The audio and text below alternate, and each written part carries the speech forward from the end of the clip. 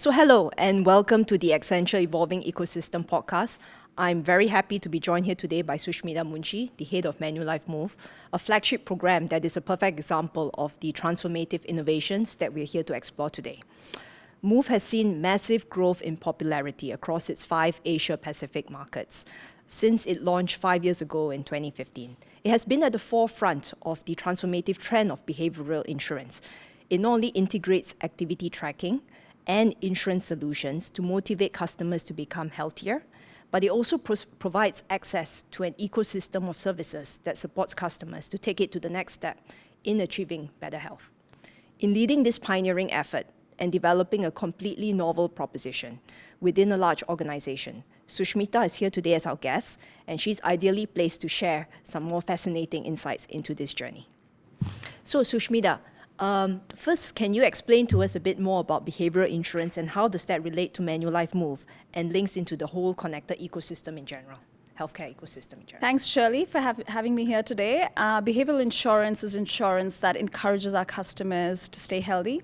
We do that by providing them rewards, insights, and support. Manulife Move is our flagship homegrown behavioral insurance proposition here in Asia.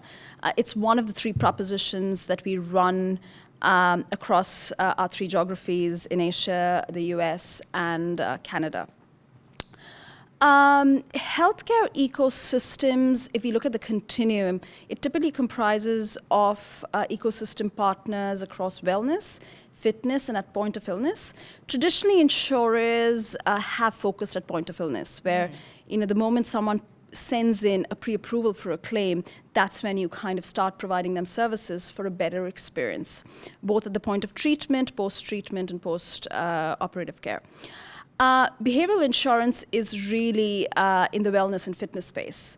We work towards helping our customers make better lifestyle choices and thus keeping them healthy so that they don't get to the point of illness. That's a really good, explanation of the whole concept of getting into the preventive space before you actually get sick, right?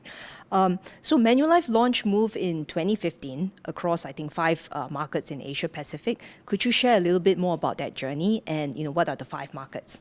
You're right. We launched Move in 2015, first in Hong Kong, and quickly expanded the franchisee into the Philippines, China, Singapore, Vietnam, and more recently in Cambodia, where we have a Move for All proposition, which can be used both by our customers and members of the public.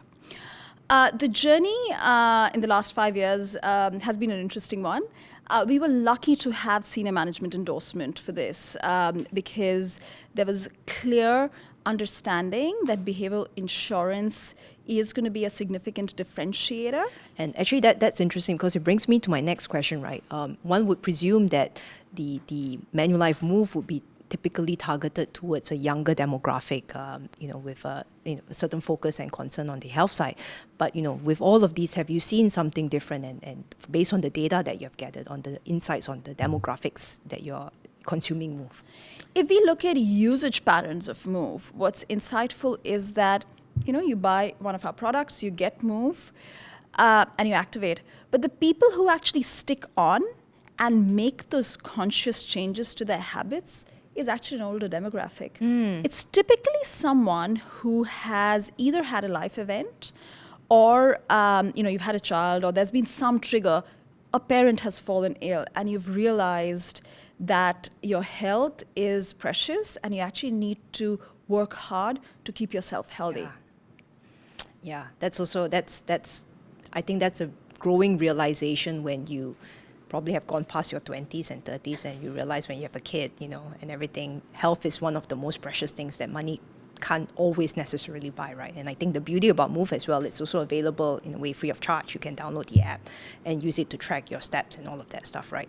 Which also brings me to my next question with regards to innovation, right? Because I think as we can see, as you mentioned in the past few years, the trend towards people really taking care, or not say trend, but the behavior and macro change of people taking care of their health also means there's a lot more innovation in this space, right? How do you see these trends evolving in the next 5 to 10 years, right? And especially in the context of what your peers are doing out in the market, how would Manulife differentiate itself in this space?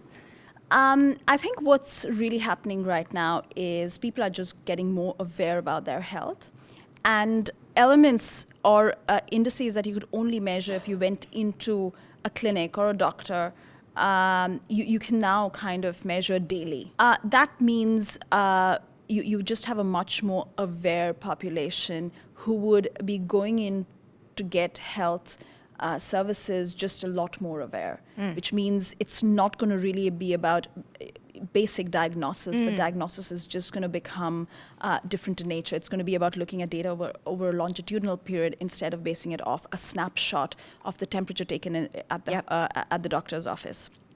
That's definitely changing. What does that really mean for us insurers is that consumers are likely to want products that are more tailor-made for you. So instead of having very broad products with assumptions of a very wide cohort, people are going to expect products which are more focused on their needs or for people like them, which means we will just be seeing more specialized tighter products. And you already see early experiments in that space.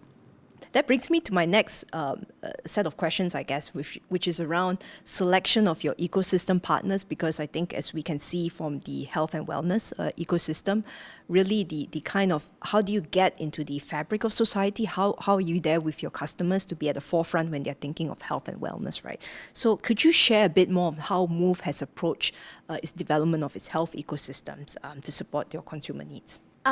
Typically, right up front, we have about 3 key areas in which we would, seek partners.